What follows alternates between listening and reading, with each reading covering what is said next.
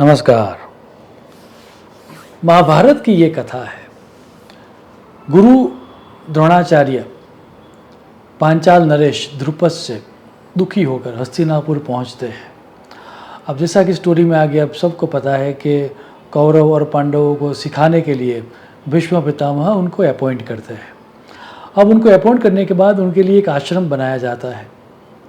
वहीं पर रहकर वो कौरव और पांडवों को युद्ध विद्या सिखाने का काम करते हैं। अब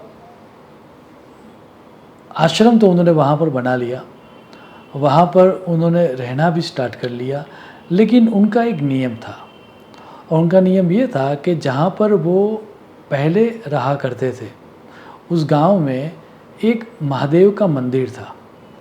प्रत्येक मास की प्रथमा को, दैट मीन्स अमावस्या के बाद जो प्रथमा आती है, वहाँ पर अर्ली मॉर्निंग बिफोर सनराइज़ वो जाते थे और महादेव की पूजा करते थे। अब उनका जो पुत्र था अश्वत्थामा, उसको इसके बारे में पता चलता है, तो वो भी जिद करता है कि मुझे भी आप ले जाओ। तो नेक्स्ट मंथ जब आता है तब गुरु अपने पुत्र और शिष्य को, दैट मीन्स अश्वत्थामा को लेकर जाता है। अब सुबह सुबह उनको वो उठाते हैं, वो उठ भी जाता है, तैयार भी हो जाता है। जब वो निकल रहे थे, क्योंकि बहुत बिफोर सनराइज़ का टाइम था, सो काफ़ी अर्ली मॉर्निंग थी, तो बाकी के सभी शिष्य सो रहे थे। तो अश्वत्थामा उनकी तरफ इशारा करके अपने पिता को कहते हैं, पिताजी ये सब कितने आलसी है, मैं चाहता हूँ कि ये लोग मेरी तरह जल्दी उठ जाए और इनको भी अर्ली मॉर्निंग अपना सब कामकाज ख़त्म करके अपने युद्ध विद्या को प्रवीण करने में लग जाना चाहिए। इतने ज़्यादा आलसी लोग लाइफ में कुछ बड़ा काम नहीं कर पाएंगे, इत्यादि इत्यादि। अब थोड़ा तो द्रोणाचार्य ने सुन लिया, लेकिन थोड़ा सुनने के बाद द्रोणाचार्य अश्वत्थामा की आंखों में देखकर एक बात कहते हैं कि पुत्र, तू आज जल्दी तैयार हो गया वो तो अच्छा है, इट्स गुड, पर यदि तू न उठता और सोता ही रहता तो वो ज़्यादा अच्छा रहता, इट विल बी बेटर। अब ये सुन के अश्वत्थामा प्रश्नार्थ चिन्ह वाली नज़र लेकर पिता के सामने देखता है, क्योंकि सुबह उठना तो अच्छा ही है, तो पिताजी मुझे क्यों ऐसा कह रहे हैं कि यदि तू सोता रहता तो और भी अच्छा रहता। तब द्रोणाचार्य जवाब देते हैं कि जल्दी उठना शुभ कर्म है निसंदेह, पर उठने के बाद तुमने किया क्या? जल्दी उठ के पर निंदा करने में समय बर्बाद करने से जो पाप तुमने पैदा किया उससे बेहतर था कि तू तमोगुण में रहता और सोता रहता।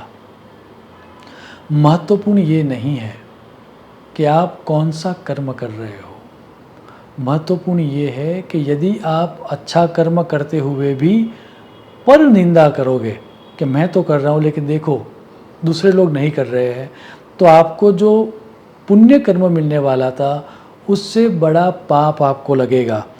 और इसीलिए द्रोणाचार्य ये कहते हैं कि दूसरों की गलती ढूंढ के उसकी निंदा करने से बेहतर है मौन रहकर अपना उद्धार करना।